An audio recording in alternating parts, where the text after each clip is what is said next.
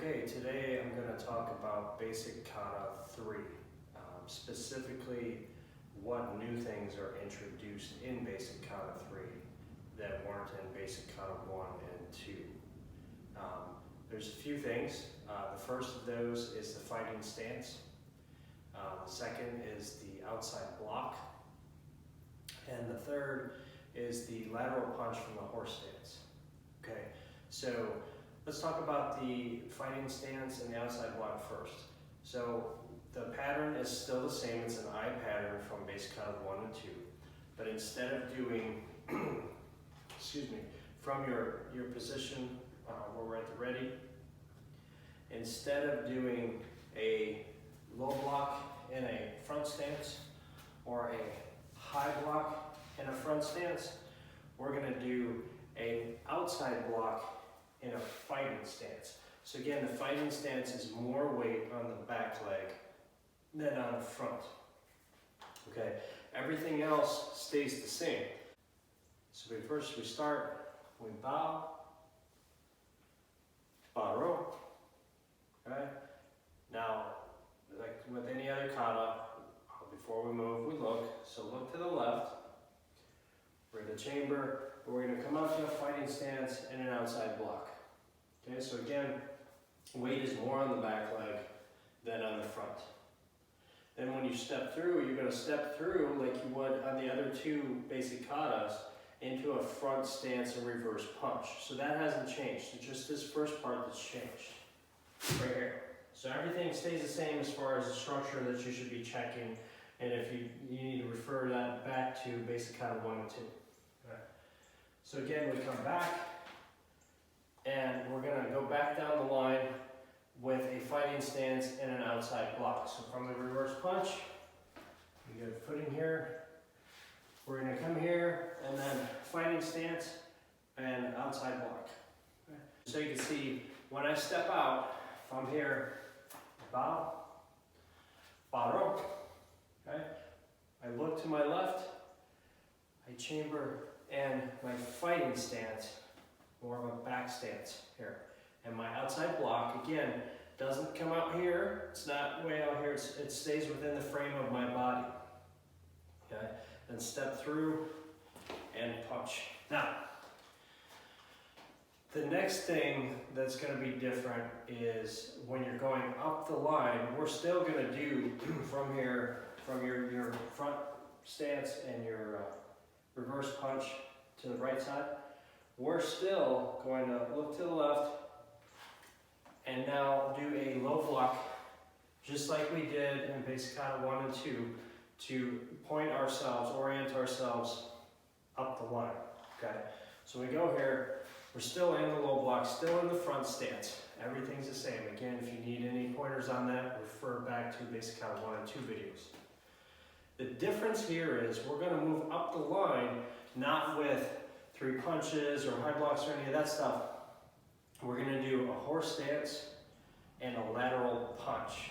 Okay, this is where I see a lot of mistakes in basic Kata 3, with both the stance as far as the posture goes, and with the fact that a lot of times you don't see a reverse punch.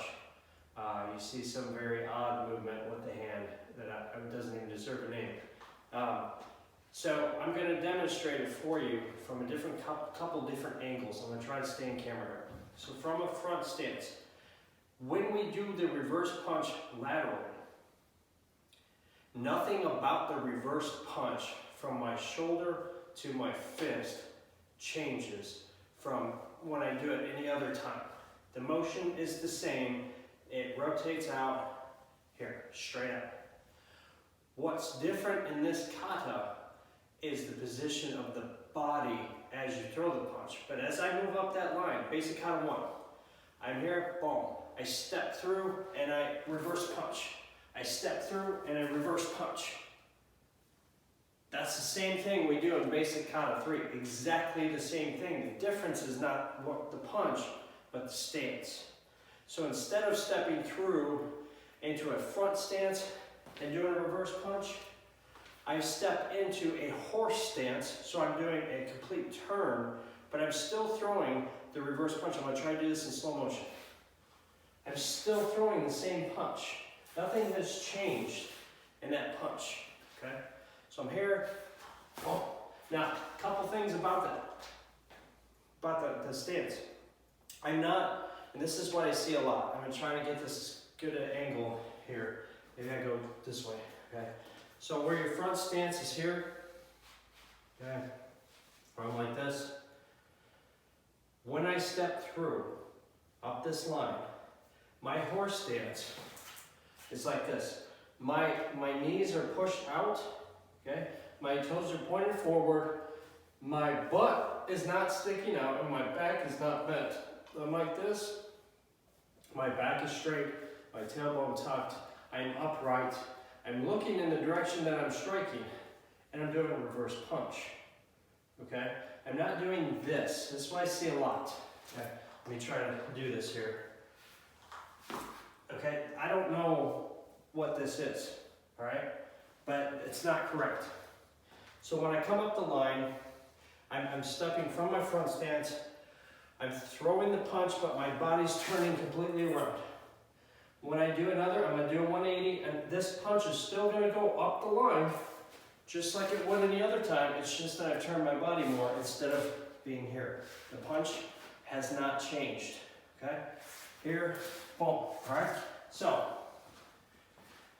that's something you probably need to have your students practice a lot outside of the kata, just doing that punch that way.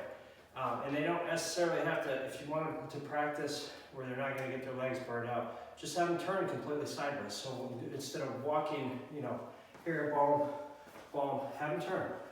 Boom, boom. Just like that, okay? And the other thing, again, nothing changes. We're not, instead of going from front stance to front stance, we're going from horse stance to horse stance. We don't bob up and down. We want to still try to maintain those things within the kata of as even as possible on height. Okay, so those are things to check. Again, with the back stance, the fighting stance, it's more weight on the back leg. I'm not going to give a percentage, okay? It's not that big of a deal, but there's more weight on the back leg. The front leg is not entirely empty, it's not a cat stance, but most of the weight is on the back leg, okay? You still need to have space between, it'd be like having that toe-heel line, okay? You still need to have that space there. You don't want to be here where you're off balance and shaky, okay? And when they do their outside, again, as I'm facing the camera, when they come here, make sure it's within the frame, okay? Don't get up here, don't get crazy. Just do the block and then step through and do your punch, okay? So that's all I got for basic kata 3. Those are the important points anyway. And I will see you next time.